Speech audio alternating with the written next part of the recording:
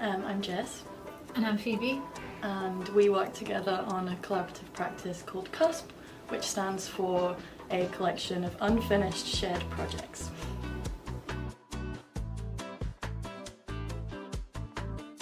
We started CUSP in 2019 because we graduated Grays in 2018, and after Grays we were both working in not art-related jobs. We were finding it quite hard to think creatively, so we were just like, okay, what are we going to do? We started CUSP, and it was very like project by project. We're just each project, it started off, we're gonna pick a randomly generated topic and we're going to make art about that. It doesn't have to be about anything, it doesn't have to be done well. We didn't have to like think about it too much. It was just kind of like making for the sake of it, or just like doing something because we wanted it to be fun and just playful. And so I think that's why we chose to do initially like randomly generated topics, because it was like something that neither of us had any attachment to. And we would just like choose something, research it, share the research with each other, and then just like kind of make decisions and follow our like instincts and stuff. Just like do stuff. And then since then we kind of strayed away from that randomly generated topics because we feel like we didn't really need it anymore, because we could come up with our own things that we were interested in.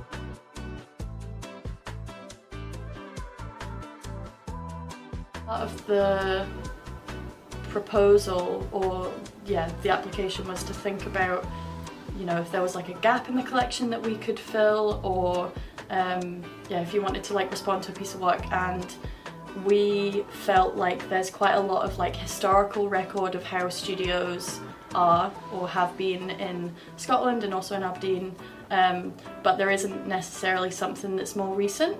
And one of the things that is, I guess, happening in Aberdeen at the moment is there's quite a lot of empty, unoccupied, like big corporate buildings or office spaces, obviously with the kind of downturn of oil. And those spaces over the past couple of years have started to be inhabited by artists. And we felt like that's quite a significant thing to be happening in Aberdeen, and it's quite a like significant way that artists are like occupying these spaces, and we felt like that was quite interesting to capture, I guess, and to fill that gap.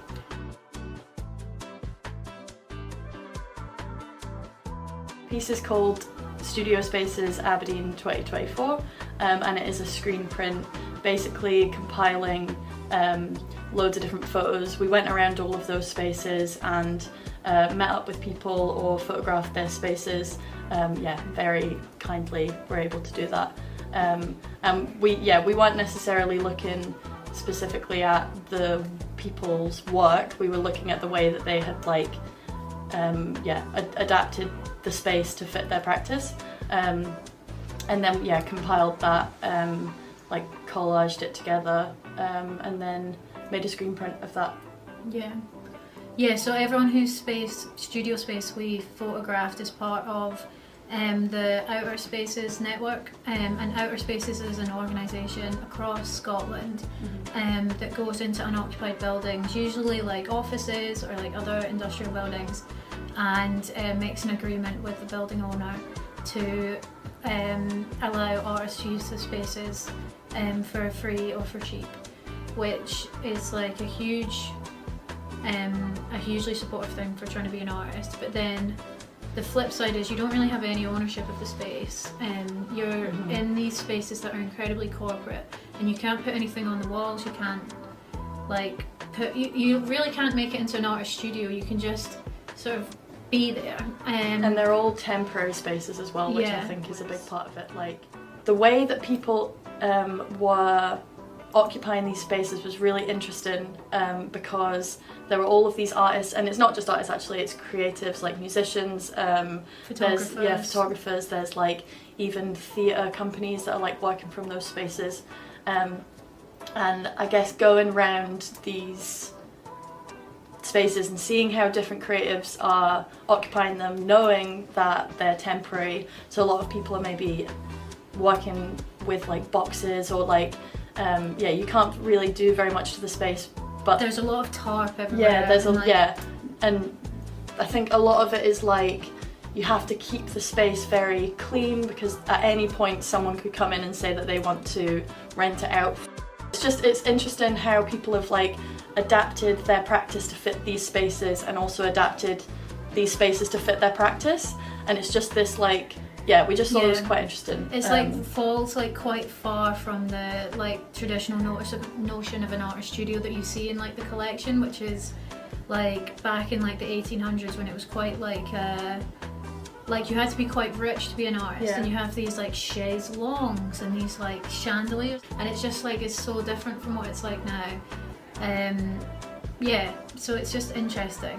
And we thought it was important to kind of capture that. Yeah, and we tried to like include different indicators of different things in our print.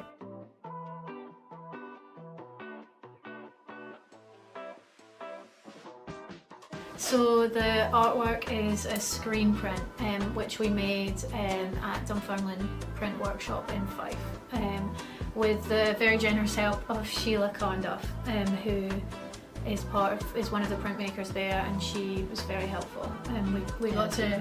We learned screen printing when we were at Gray's, but it's been a wee while, so she was very helpful.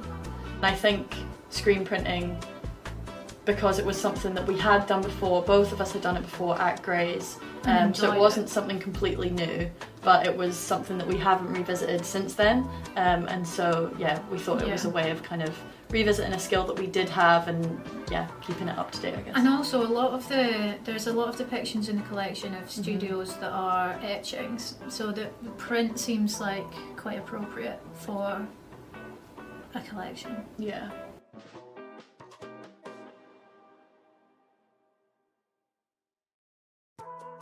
We would recommend that people go for the micro commission. It's a good opportunity to make a piece of work. Putting it really simply, like we collaborate all the time, but we never make a finalised outcome. There's so much stuff in the archive, and like anyone could find something that's relevant to their practice, or see a way that they can use it. And I think having access and support to, like for example, we reached out to Jess like throughout the process, and she asked, is there anything that's in the archive that you want to see, and we basically said we're not 100% sure exactly, but we're looking for documentation of studios in Aberdeen, and she was great, and knew exactly what to bring out, and was like offering us different things. And I think it's such like a good resource of things that the collection has, and I think having that opportunity to see it, spend time with it, get to hear about it and stuff is really useful as well.